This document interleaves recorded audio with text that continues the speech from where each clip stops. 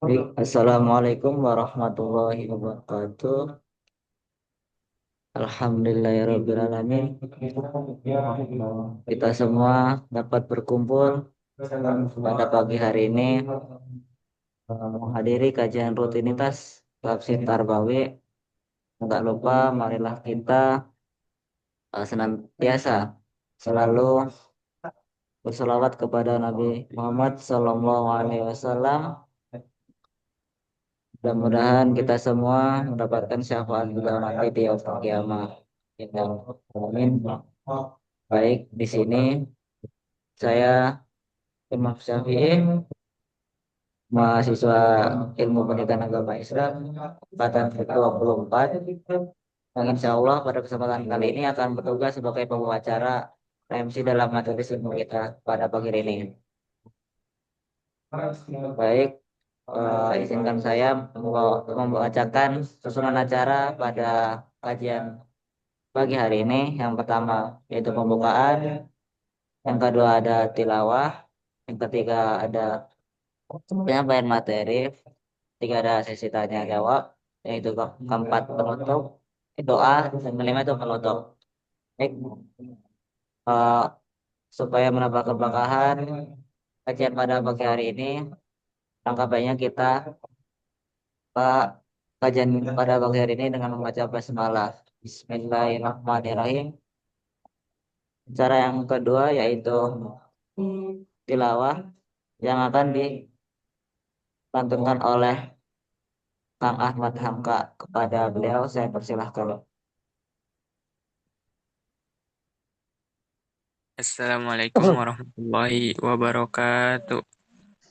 Waalaikumsalam warahmatullahi wabarakatuh. A'udzu billahi minasy syaithanir rajim. Bismillahirrahmanirrahim. Ya ayyuhalladzina amanu idza tanajaitum fala tatanajaw bil ismi wal udwani wa ma'siyatir rasuli wa tanajaw bil birri wattaqullaha alladzi ilaihi tuhsyarun. Innaman najwa minasyaitani liyahzunal ladzina amanu wa laysa bidarrihim syai'an illa biiznillah wa 'alallahi falyatawakkalul mu'minun. Ya ayyuhalladzina amanu idza qila lakum tafassahu fil majalisi fafsahu yafsahillahu lakum wa idza qila suzu fansuzu yarfa'illahu alladzina amanu minkum walladzina utul ilma darajat wallahu bima ta'maluna khabir.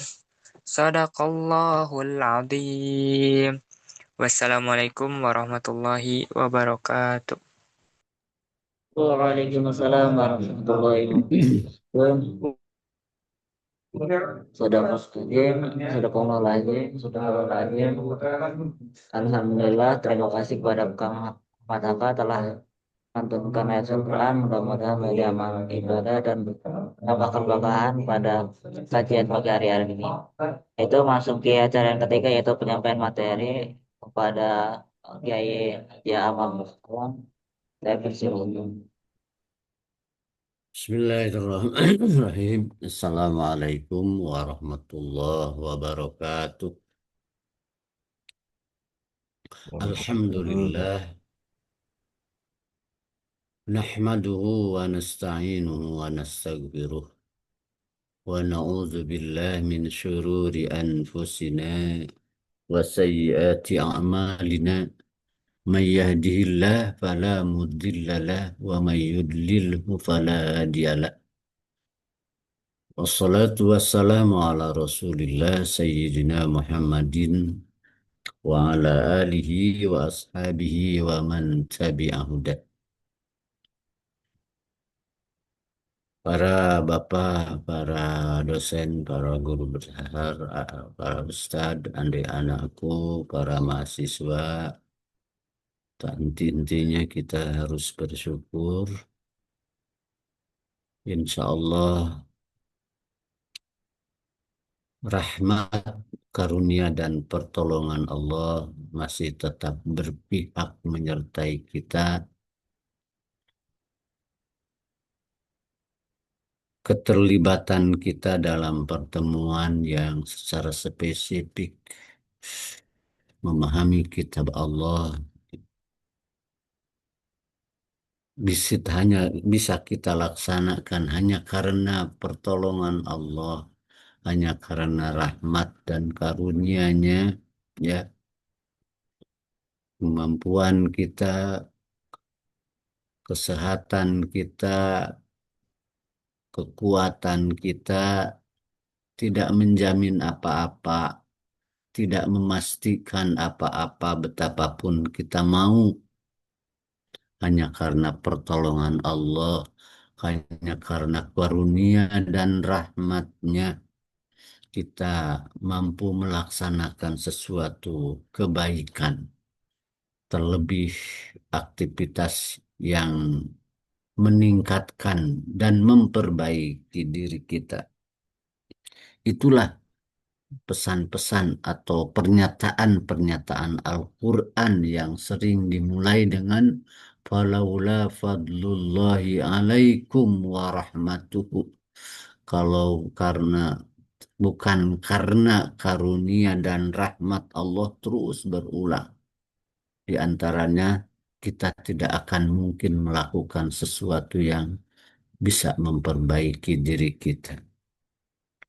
Disinilah kita bersyukur betapa Allah hadir, betapa Allah terlibat, ya, dalam kegiatan-kegiatan kita. Dan syukur ini mudah-mudahan semakin memperkuat dan meluruskan niat dan harapan kita dengan aktivitas kita ini. Sebab Quran adalah sesuatu yang tiada tandingnya bagi kita dan tidak ada lagi tawar-menawar untuk mengkaji dan mempelajarinya. Dan dimanapun sebagai Muslim memiliki kewajiban untuk mendekatkan hidup kita, seluruh aktivitas kita kepada nilai-nilai Quran ini. Target pada sesi-sesi ini setelah libur ini sebenarnya pada kajian tentang ingin mengisi pedagogik propetik, ya, dengan kajian-kajian pedagogis terhadap kisah-kisah Nabi. Apa konsep pendidikan yang diturunkan dari Nabi Adam, Nabi dan seterusnya. Tapi ini belum saya mulai, ya, masih pengantar saja untuk memasuki ke sana, ya, yang memungkinkan meninjau ayat-ayat Al-Quran terlebih berupa sejarah itu dari berbagai aspek, ya, aspek pendidikan. Nah, pada kali ini akan melihat dimensi metodologis dalam Al-Quran, ya. Hmm.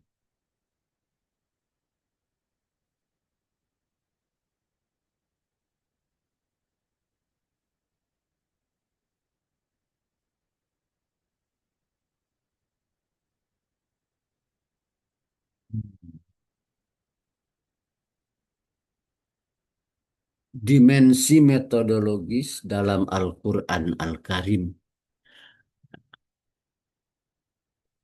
Ada pengantarnya di sini. tapi masih dalam bahasa Arab. Innal Qur'ana laisa mujarrada madmunin ta'limi.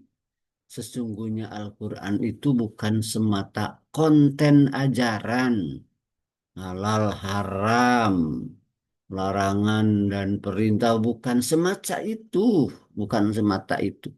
Tapi innahu yashmulu jami'a ab'adil hayat allati yahtaju ilayyal insan. Tapi dia mencakup seluruh dimensi, ab'ad, dimensi kehidupan yang dibutuhkan oleh manusia. Wa yu'tabarul bu'dul manhaji minal ab'ad ghayatil ahamiyah.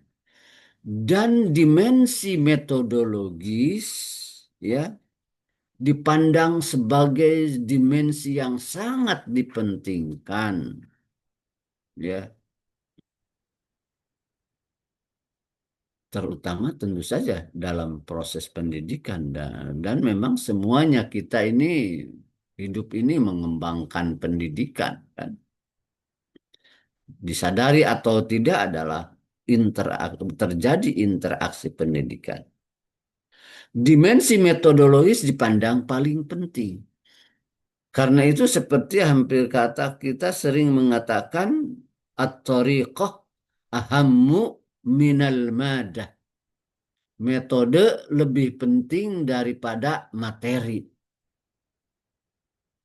Itu dibenarkan. Tapi mudarris lebih penting dari metode. Ya. Nah, ini tentu saja ada tahap tumpak-tumpak gitu ya kepentingan.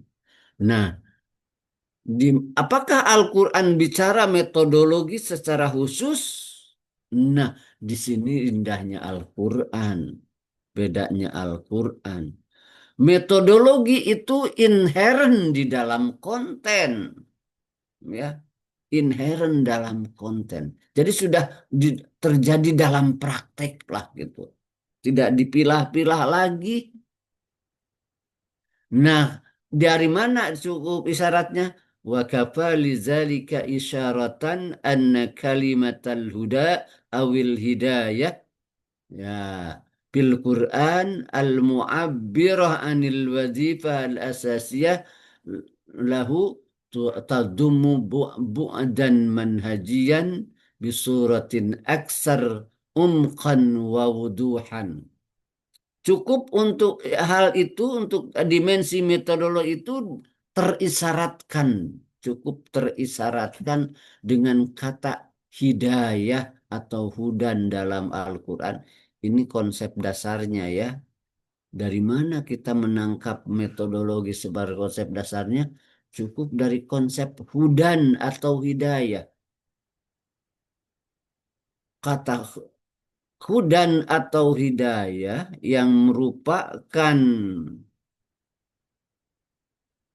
fungsi utama.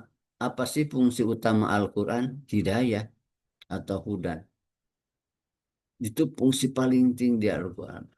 Fungsi Al-Quran adalah hudan atau hidayah. Nah, ternyata konsep ini mengandung isyarat yang kuat terhadap keberadaan metodologi. Gimana gitu? Coba saja. Nah, hai Supassarohal Asfahani, Asfahani menjelaskan hudan atau hidayah itu dengan dilalatun ma'alutfin, menunjukkan membimbing yang disertai dengan kelembutan. Bimbingannya saja mengandung metodologis, bimbingan atau lebih mencenderung metodologis. Jadi kontennya dan juga caranya sudah bimbingan. Ma'alutfin apalagi. Lutfin ini kelembutan itu metodologis. Jadi Al-Quran yang fungsi utamanya hudan atau hidayah itu sudah secara kuat memberikan isyarat terhadap keberadaan metodologis dalam Al-Quran. Kalau tadi menurut Al-Asbahani, kemudian menurut Ibnu Faris, Wabnu Faris, kata Ibnu Faris ya di dalam Kamus Maqayis Al-Lughah, hudan atau hidayah itu diartikan irsyadun bilutfin. Irsyadun. Nah, ini irsyadun lebih tekan membimbing atau bimbingan bilutfin dengan kelembutan.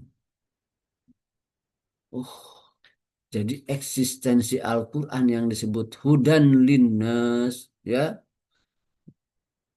hudan lil muttaqin. Arti hudan itu sekali lagi irsyadun bilutfin, bimbingan dengan kelembutan.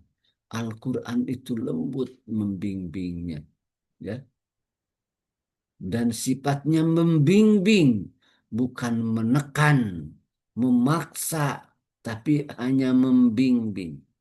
Maka kalau ini sejalan dengan konsep pendidikan, bahwa pendidikan itu juga hanya membimbing, bukan mencetak, bukan membentuk. Bahkan di sini ada lebihnya, bilutfin. Ini bisa dikuatkan oleh kamus-kamus lain tentang kata hudan atau hidayat yang memiliki makna yang kuat dengan makna irsyadun bilutfin, bimbingan dengan kelembutan. Nah, ini ayatnya yang antara lain contoh syahrul Ramadan allazi unzila fihil Quran hudan linnas. Hudan linnas. Hudan bimbingan yang lembut bagi manusia, ya. Wa bayyinat minal huda, dan bukti-bukti, data-data, fakta-fakta dari hudan itu. Nah, bimbingan itu dikuatkan oleh bukti-bukti dan fakta-fakta tentang huda itu yang adanya dalam sejarah-sejarah itu. Jadi kisah-kisah para nabi itu jadi bukti terhadap keberadaan Al-Quran sebagai hudan.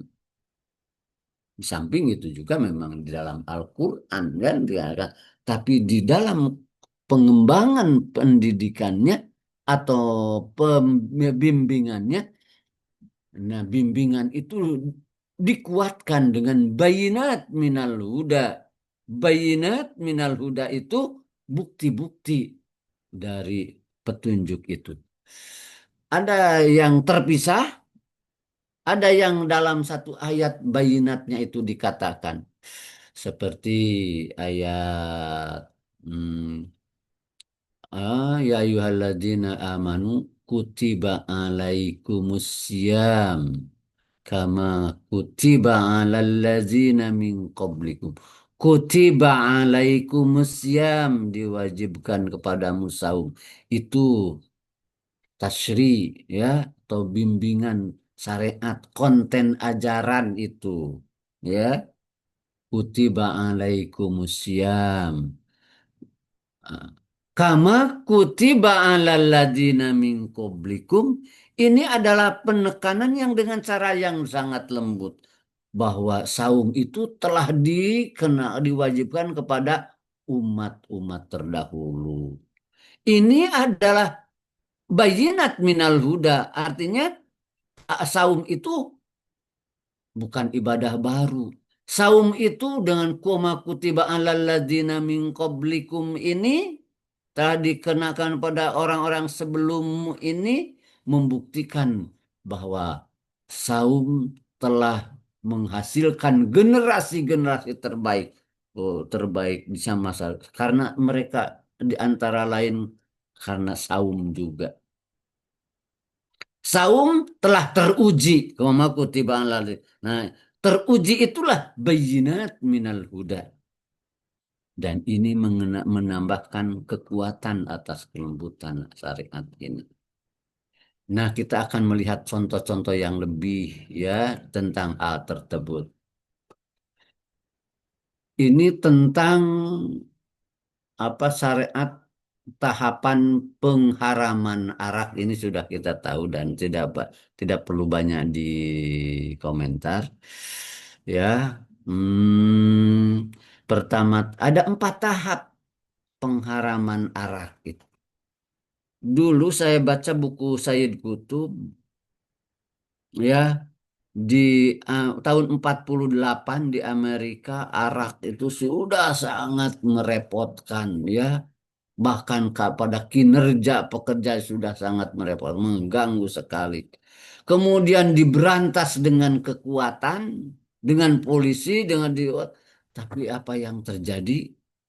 Yang terjadi bukan berhasil, bahkan akhirnya ya polisi yang angkat tangan untuk memerangi itu.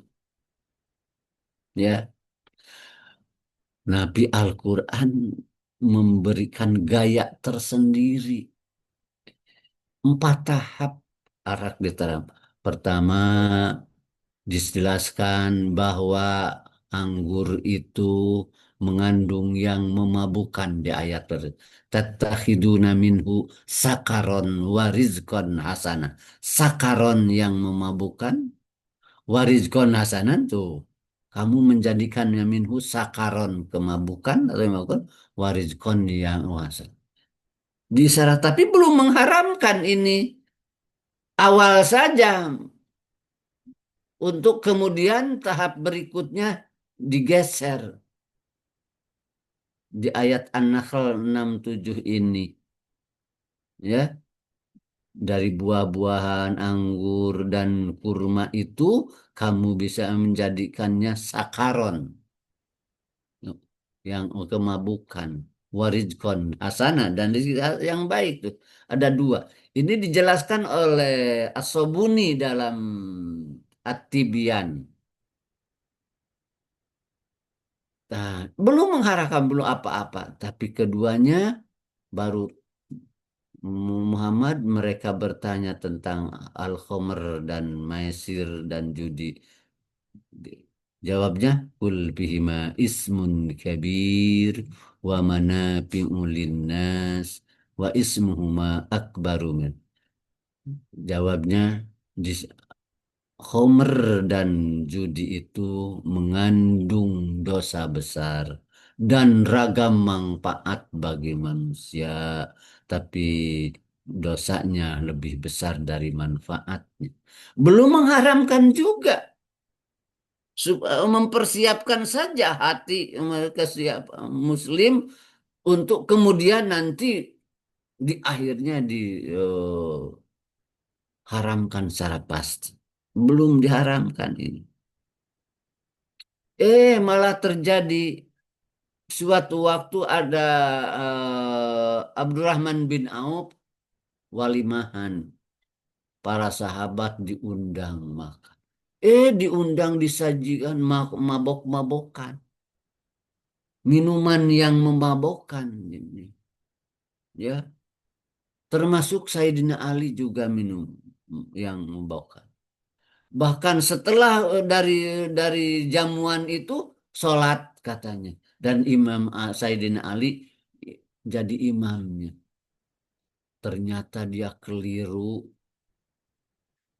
baca surat Al-Kafirun karena masih mabok. Ana a'budu ma ta'budun wa nahnu na'budu ma. Kadik itu katanya. Nah, turun saja ayat ya ayyuhalladzina amanu la taqrabus sholat. Wahai orang-orang beriman, jangan kamu mendekati sholat wa antum sukaro dalam keadaan kamu mabuk. Artinya kalau sudah dekat waktu sholat mah jangan mabuk gitu. Tuh, ini juga belum mengharamkan secara pasti. Terus berangsur.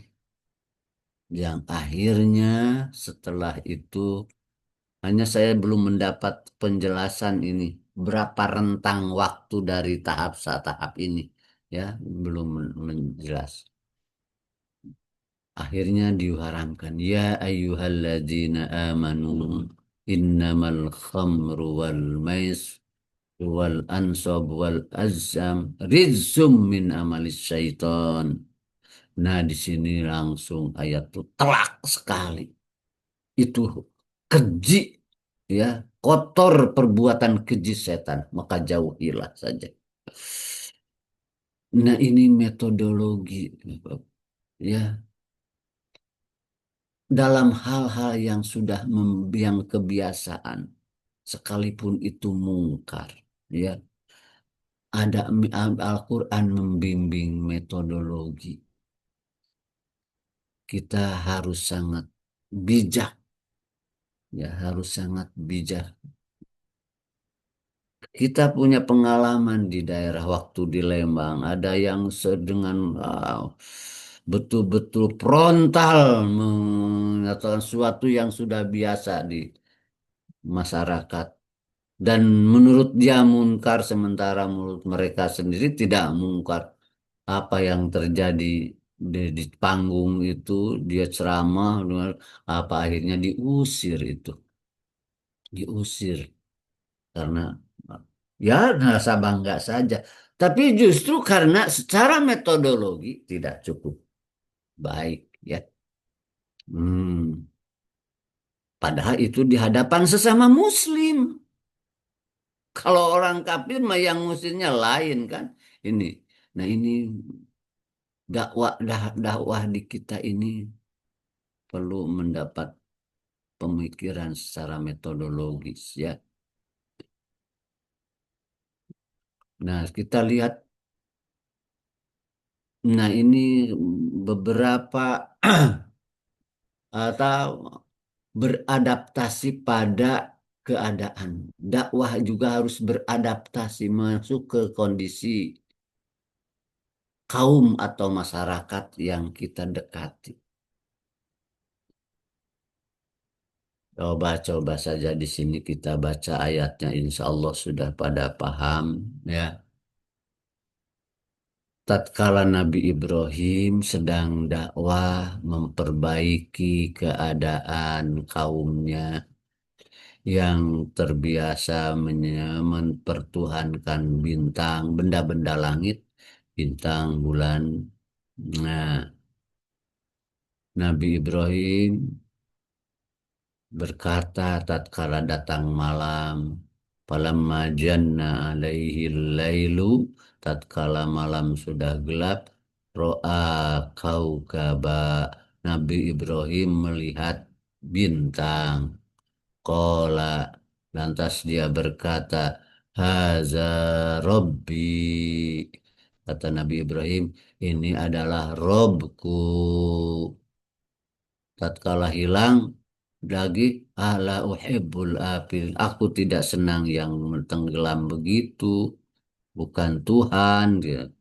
Tatkala melihat bulan, walamma al qamaro bazigon, tatkala melihat bulan terbit, dia berkata, hadza Robbi, ini Robku.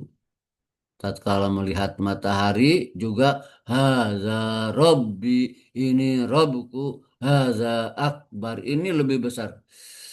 Bayangkan bagaimana ini Nabi Ibrahim musyrik begini. Ya, coba perhatikan kata-kata Nabi Ibrahim. Haza Robbi. Itu pakai Robbi. Ini Robku. Dan dalam bentuk kalimat ismiyah. Ya, yang lebih memberi arti yang lebih kuat. Ya, menetapkan atau satu statement yang kuat. Hadza Rabbi, hadza Rabbi, hadza Rabbi. Wah, berulang-ulang secara tetap. Apakah Nabi Ibrahim ini musyrik? Kenapa mengatakan itu? Ya, Kalau melihat kalimat-kalimat ini tanpa mempertimbangkan hal lain, memahami kondisi lain, tidak ada kata lain kecuali Nabi Ibrahim musyrik. Ya, kalau dari konten ayat secara polos dari apa adanya tanpa melihat kondisi, maka ayat ini mengatakan bahwa Nabi Ibrahim pernah musyrik. Tapi tidak ada ahli tafsir yang menyebutkan Nabi Ibrahim musyrik. Kecuali satu saja yang saya temukan, itu pun diperkirakan karena Nabi Ibrahim masih di usia sangat muda katanya. Lantas apa?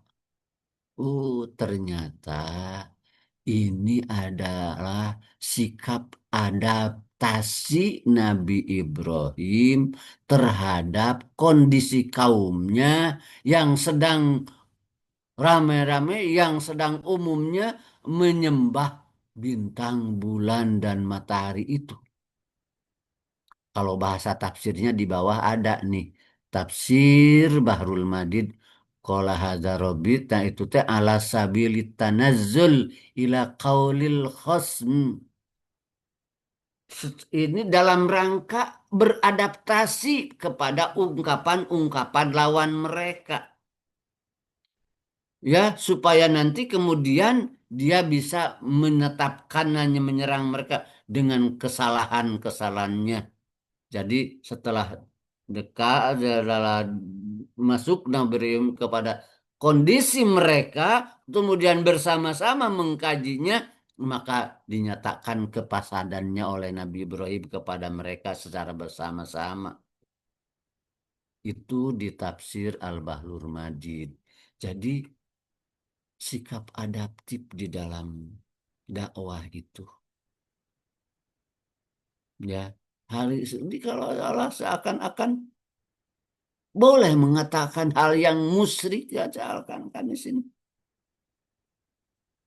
Di dalam tafsir lain Nabi Ibrahim mengatakan itu karena kondisi wa qalbuhu mutmainnun bil iman, sedangkan hatinya tenang dengan iman. Coba bagaimana sekarang ini kalau mudah sekali menuduh orang kafir, orang jadi musyrik karena fenomena yang diperkirakannya melakukan, diperkirakan sekedar diperkirakan kemusyrikan, lantas dengan mudah dituduh musyrik, dituduh kafir. Sedangkan Allah mengizinkan langsung kepada Nabi Ibrahim mengatakan hadza Rabbi kepada beta. Siapa yang gegabah? Allah yang gegabah atau yang mengatakan mudah menuduh musyrik kepada yang diperkirakan musyrik? Ini pun sesungguhnya ayat menghendaki jangan terlalu mudah menuduh musyrik kepada orang yang diperkirakan melakukan yang musyrik. Jangan.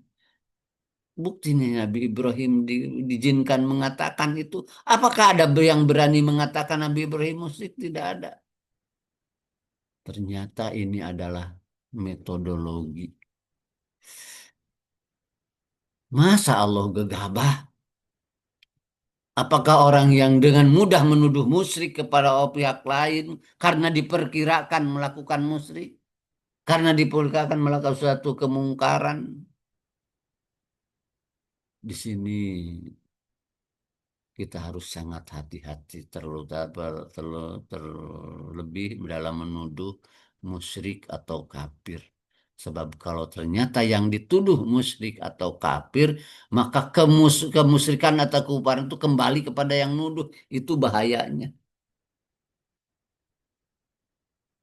Sedangkan ya secara terbuka dengan tidak melalui medsos dengan mudah kita menuduh orang lain musyrik, menuduh orang lain kafir. Nah ini ayat mereka. Keduanya itu metode. Keduanya ada tafsir lain. Mengapa Nabi Ibrahim mengatakan itu? katanya ala sabilil fardi jarlian ala mu'taqadi kaumihi, dalam rangka berhipotesis. Ini mah berhipotesis mah atuh riset atuh, metode riset ya, jawaban ilmiah atuh. Betul, Nabi Ibrahim itu mengajak umatnya berdialog, tapi Nabi Ibrahim dengan mengatakan sama-sama yang dikatakan oleh mereka, satu adaptif, keduanya karena kaumnya pada umumnya atau sampai semuanya menyembah bintang, bulan, dan matahari, maka Nabi Ibrahim mengangkat apa? Mengangkat keyakinan mereka itu dengan hada Robbi itu diangkat sebagai hipotesis. Ya, memang hipotesis. Kalau gitu diteliti, iya dengan roa, maka kata kunci yang di warnanya roa. Roa itu pengamatan empirik. Ayo orang amati, kata Nabi Ibrahim bersama-sama. Ro'a kaukaba ada Robi. Asalnya gitu. Hipotesis itu setelah diamati lama, ah la uhibbul afilin. Aku tidak senang yang berubah menghilang begitu. Masa iya Tuhan begitu? Begitu terus. Setiap pengamatan satu jenis bintang, kemudian bulan, itu ada sanggahan dulu, seakan-akan yang pertama mentuhankan bintang, setelah diamati kemudian berubah, maka langsung la uhibbul apilin, aku tidak menerima ini, artinya hipotesis itu ditolak ya. Ini kalau begitu ini metode metode pengamatan, bahkan untuk melihat keberadaan Tuhan dari pengamatan empirik. Jadi riset ini kalau kan metode ilmiah saja ya, katakan saja metode ilmiah. Kalau di bawah juga ada dua tafsir, At-Tahrir wa Tanwir dan Al-Wasit. At-Tahrir wa Tanwir itu tafsir Ibnu Asyur yang dikaji dengan secara sangat dalam dan banyak sekali, tebal sekali, dengan mendekati mengembangkan kajian balagoh. Al-Wasit ini Pak lebih baru ya, artinya termasuk tafsir-tafsir modern ini, sama mengatakan ini adalah dalam rangka berhipotesis dengan, nah ini dakwah. Kalau gitu riset itu bisa digunakan sebagai dakwah karena memang ini akhirnya seluruh hipotesisnya itu ditolak oleh Nabi Ibrahim ya, yang mengatakan hada Robbi terhadap bintang, hada Robbi terhadap bulan, hada Robbi terhadap matahari. Akhirnya ditolak seluruhnya, semuanya. Ya kaumi ini bari mimma tusyrikun, langsung ditolak itu. Wahai kaumku, aku terlepas bebas dari apa yang kamu musyrikan. Tuh, jadi jelas tidak mungkin mengatakan hada Robbi itu Nabi Ibrahim musyrik karena dia akhirnya menolak semua itu. Artinya jelas-jelas ini adalah sedang mengamati bersama-sama dengan kaumnya. Tapi Nabi Ibrahim paling tidak beradaptasi pada pandangan mereka, atau Nabi Ibrahim mengangkat pernyataannya ini sebagai hipotesis. Oh, luar biasa Al-Quran membimbing cara berpikir. Riset ilmiah itu langsung terkoneksi untuk menemukan hal yang gaib. Apakah ini bisa dikatakan riset ilmiah? Tentu saja tidak sepenuhnya. Hanya ini mendekati cara-cara ini. Atau memberikan bimbingan bahkan terhadap pengembangan riset ilmiah ini. Satu lagi saja. Hmm.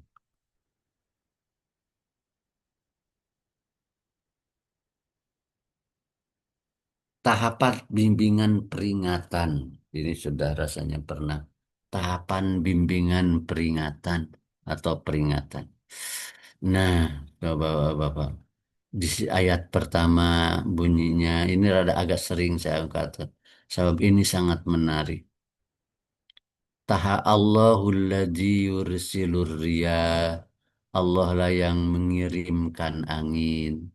Patusiru sahaban. Kemudian angin itu menggerakkan uap. Payabsutuhu pisama. Kemudian angin uap itu digelarnya di langit. Kaifa yasha sesuai kehendaknya. Dan dibuatnya uap itu menggumpal, ya, waya jangan kisah pak menggumpal. Fatarol wadqa yakhruju min hilalik, maka kamu lihat percikan turun daripadanya. Coba tanya ini, sedang apa Allah dengan ayat ini?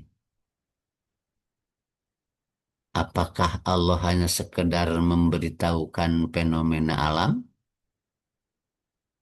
ya, atau ada nilai lain? Ternyata dengan ayat ini Allah sedang dakwah, ya, hanya tersembunyi. Kalau tersembunyi dengan susunan yang sangat simple. Dia itu di Allahul ladzi yursilur riyah. Padahal tidak pakai aladzi pun kalimatnya pas sempurna. Allahu yursilur riyah. Allah mengirimkan angin. Nah, kalau itu datar saja. Tidak ada misi apa-apa. Seakan hanya memberitahukan saja. Allah mengirimkan angin, kemudian angin menggerakkan uap, kemudian uap digelas. Nah, itu datar saja.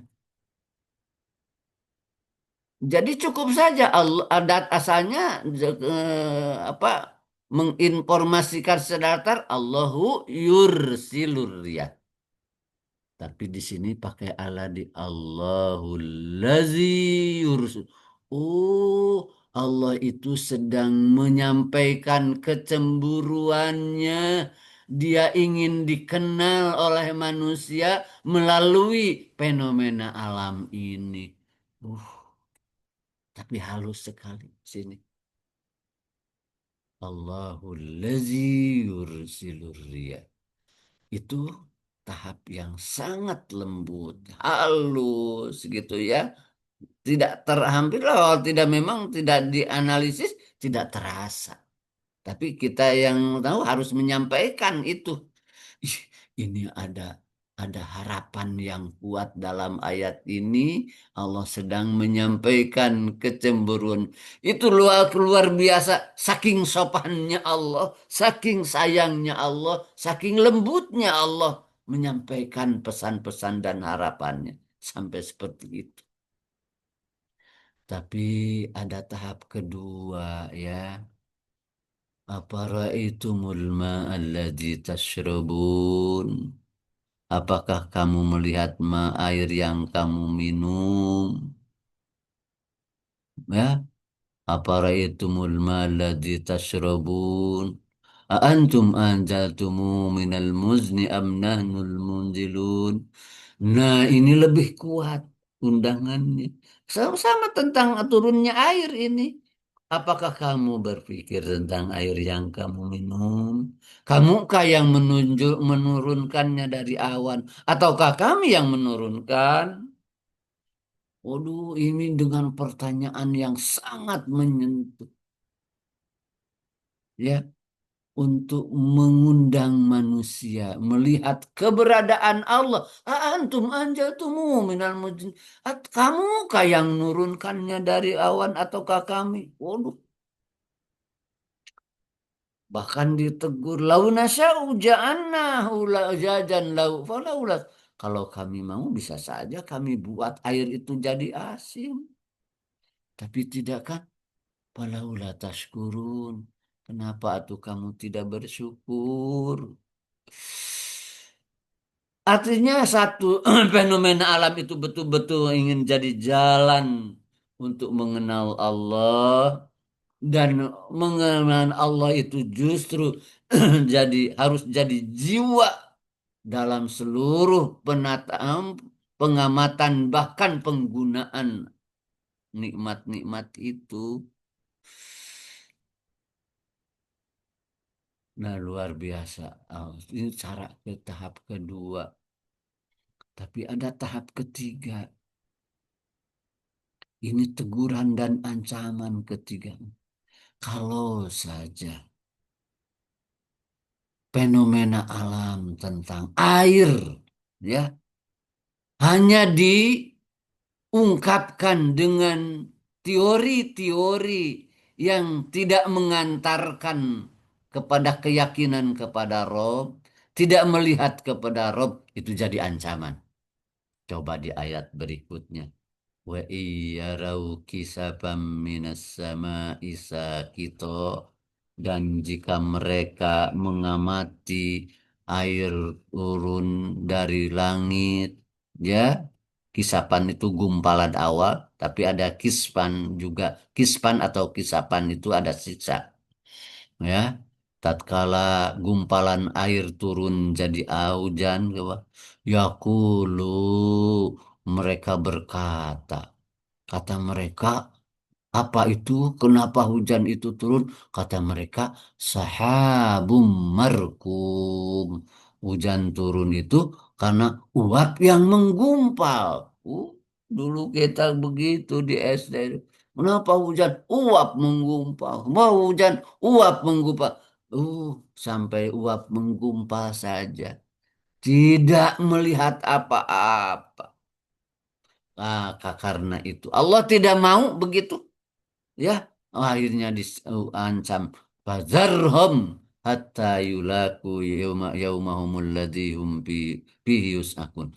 Biarkan mereka sampai mereka menemui hari di mana mereka disiksa dengan suara, ya, yus'akun, dihempaskan dengan suara. Nah, ini keras, ya, tapi bertahap. Ini menunjukkan bahwa pengamatan fenomena alam, pemanfaatnya itu harus betul-betul mengantarkan pada keyakinan dan melihat Rob. Maka pelajaran apapun, ya, yang seharusnya menjadi jalan untuk mendekatkan dan mengenal Allah secara lebih dekat. Ini masih banyak, ya, yang bahkan yang aneh-aneh masih banyak. Tapi mungkin waktunya cukup dulu sampai sini. Mudah-mudahan tambah wawasan bagi kita. Mau nggak beli ayat patarosan atau beli tambihan, madawi ayat tambihan Prof Udin kanggo Nuhun cekap hmm, cekap nuhun. pengembangan dina pembelajaran manawi. Cekap lah nuhun. Nuhun Pak Kiai. Sami. Nah, mungkin berhubungan dengan yang tentang similarisasi tadi, apakah itu bisa dikatakan, bahkan nanti yang akan lebih dekat metode metode metode tertentu dalam pengembangan sekarang, ya, tapi belum, tentu saja tidak bisa dikatakan similarisasi secara pas tepat gitu. Apa, tapi untuk mendekati, sebab ada saja perbedaan, bahkan perbedaan-perbedaan yang prinsip, ya. Kiai Pak Raden tuh, Raden Muhammad dan Aroskan tuh ketinggal saya. Mangga, silakan, dan oh ya, Pak, ada. Silakan, Imam Syafi'i dipimpin, mangga. Alhamdulillahirrahmanirrahim. Masya Allah. Terima kasih pada anak yang telah membawakan materi pada kajian kali ini. Jazakumullah khairan kasiran. Baik, kepada jamaah kajian, dipersilakan untuk yang ingin bertanya, apabila ada yang ingin ditanyakan. Oh, ini ada Kang Raden Ahmad. Kepada Kang Raden, silakan Kang dihidupkan mic-nya. Baik, Bismillahirrahmanirrahim. Assalamualaikum warahmatullahi wabarakatuh. Suara saya terdengar? Tes. Waalaikumsalam. Iya. Terdengar, Pak. Baik. Terima kasih Kang Imam Syafi'i, terima kasih Pak Kiai, Prof. Udin, terima kasih. Sebelum saya bertanya, saya ada sedikit yang mau saya sampaikan itu bahwa saya melihat fenomena Ni Ibrahim sebagai peneliti ini menakjubkan ya, mengagumkan. Ini seakan dasar dari riset itu selalu ada pembaharuan atas dan pembantahan atas yang lalu gitu. Namun pada akhirnya semua akan kembali kepada Allah. Saya teringat sebuah penelitian selama 30 tahun itu penelitiannya, yaitu penelitian Carol S. Dweck tentang teori mindset yang kemudian saya kontekstualisasikan kepada Ibrahim. Saya menangkap bahwa Ibrahim ini bertumbuh dan berproses.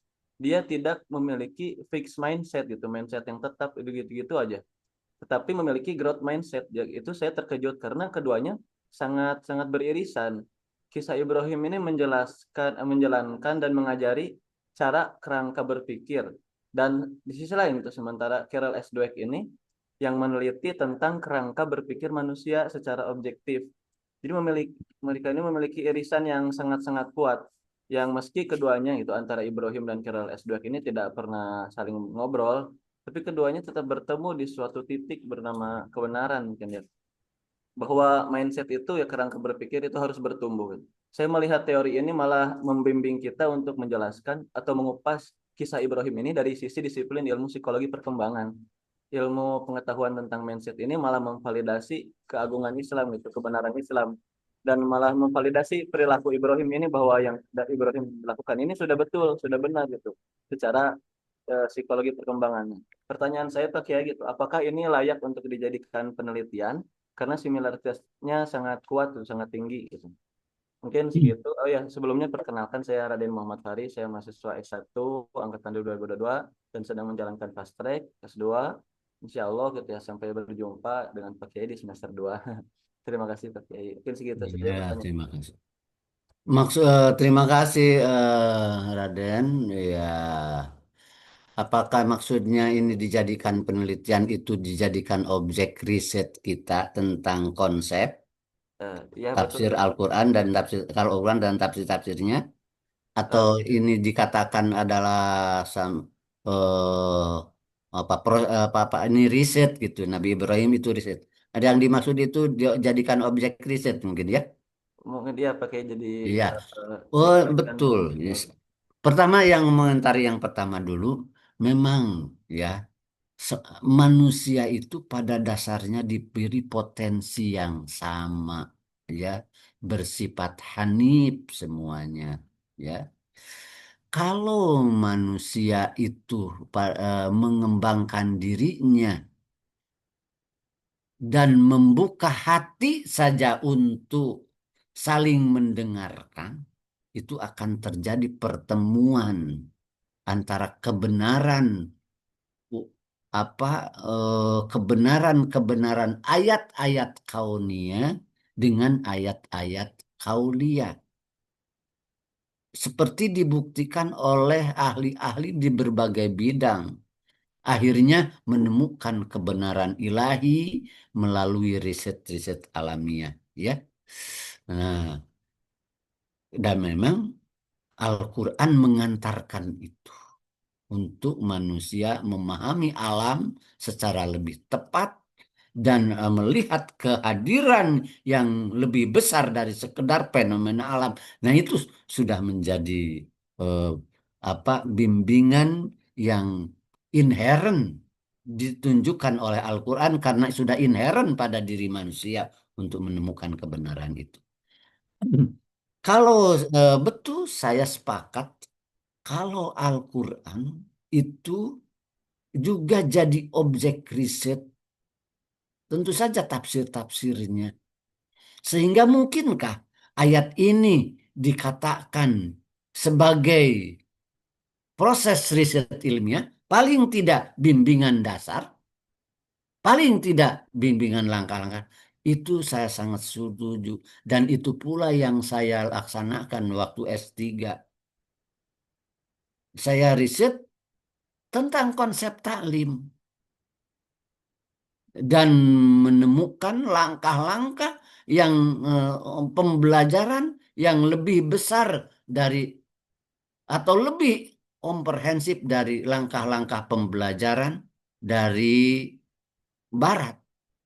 Ada apa konstruktivism, ada contextual teaching and learning dari Barat itu ya. Nah, itu langkah-langkahnya bagus sekali dalam membelajarkan manusia sehingga ilmu dikonstruksi sendiri. Tapi lebih bagus yang ada pada Al-Quran. Sama itu memiliki. Tak hanya memang itu terungkap dari riset dari rahasia-rahasia susunan Al-Quran. Ya, nah saya setuju kalau ini dijadikan jadi objek riset ya. Nah, dan memang Al-Quran masih menyediakan kemungkinan-kemungkinan yang tersembunyi dari rahasia-rahasia susunannya ya. Nah, bagus sekali untuk kalau dan memang kita membutuhkan kajian yang lebih mendalam terhadap Al-Quran. Tidak cukup dipahami dari terjemah ya. Ada rahasia-rahasia makna yang harus kita ungkap dari susunan Al-Quran karena Al-Quran bukan bahasa biasa. Ya. Saya setuju. Insya Allah akan bertemu akhirnya ya menemukan sesuatu lah dari sana. Bagaimana aspek spiritual itu terintegrasi dengan sistem keyakinan. Dan ini sedang dialog tauhid, tapi menggunakan pengawasan terhadap fenomena alam. Terima kasih Raden, bagus sekali itunya. Dan mangga anak-anak yang lain barangkali ada yang.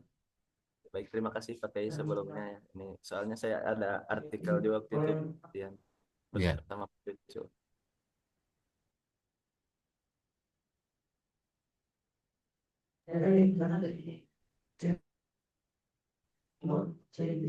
Nampaknya tidak ada lagi ya. PPI. Kita akhiri saja.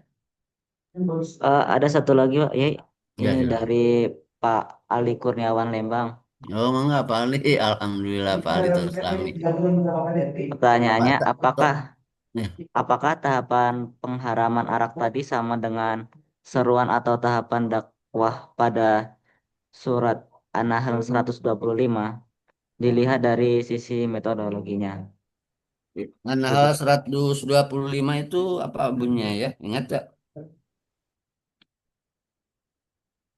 An-Nahl 125 apa tuh bunyinya? Bahwa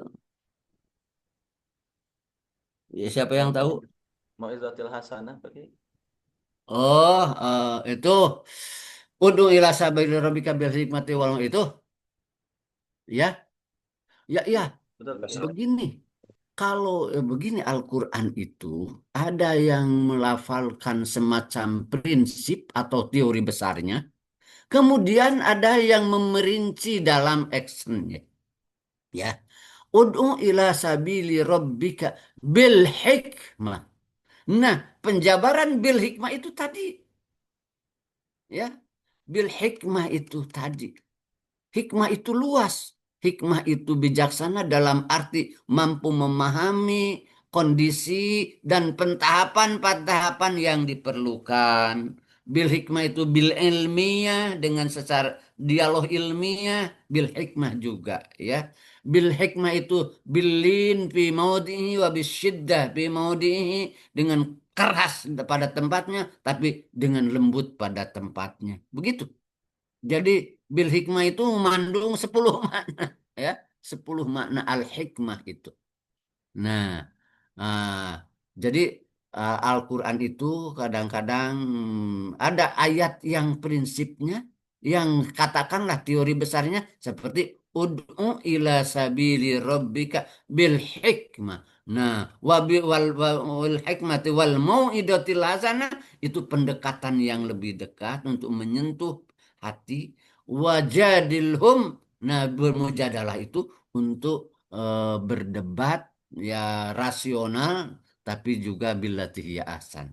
Bahkan debat itu kadang-kala maka ditambah billati hiya ahsan dengan cara yang lebih baik ya.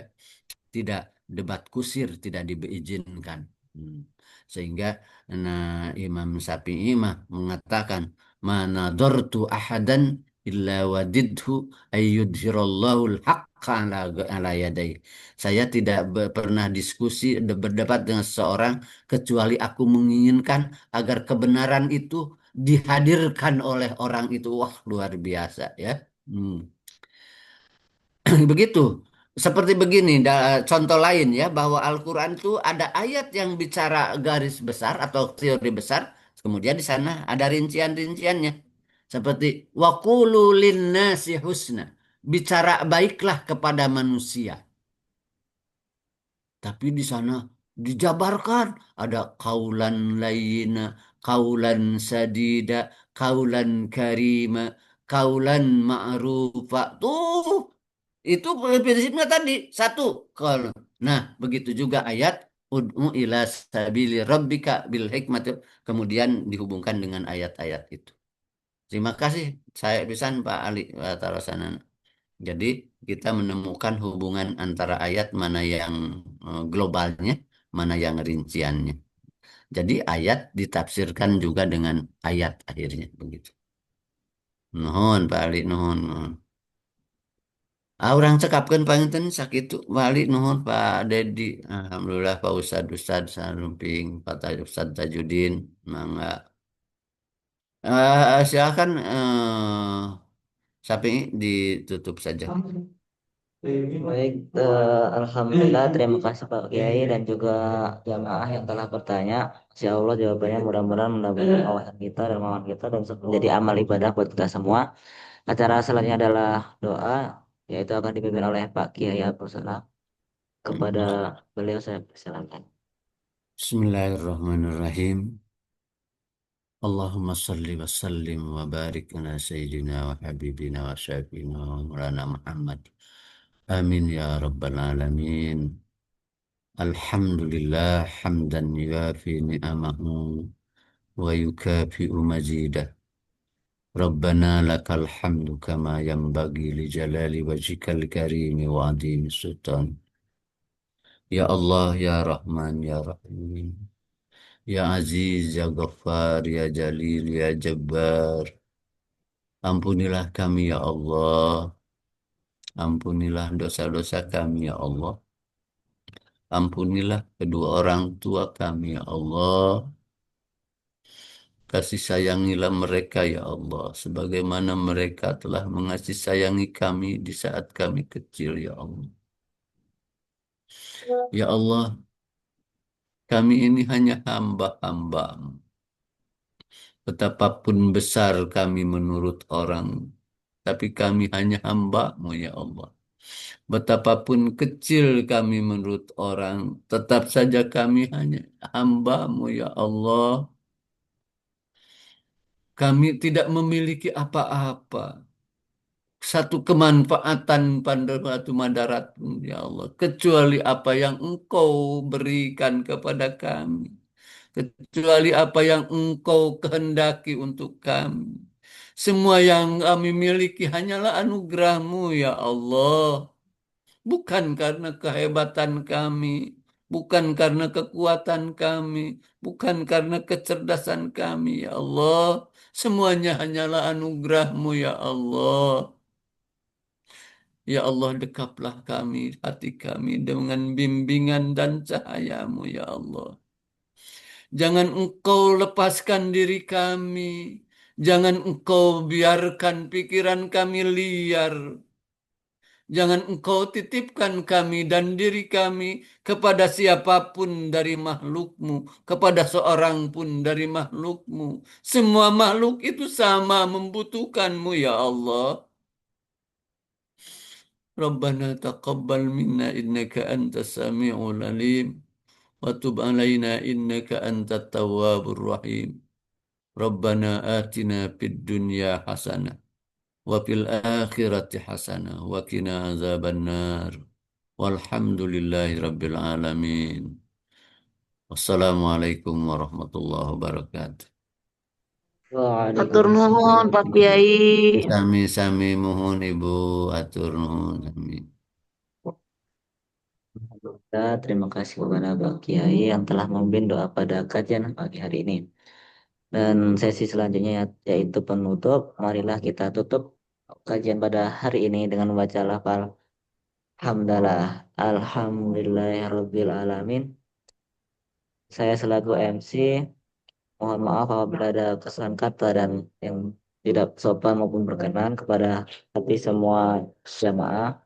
Saya akhiri. Wassalamualaikum warahmatullahi wabarakatuh. Waalaikumsalam warahmatullahi wabarakatuh.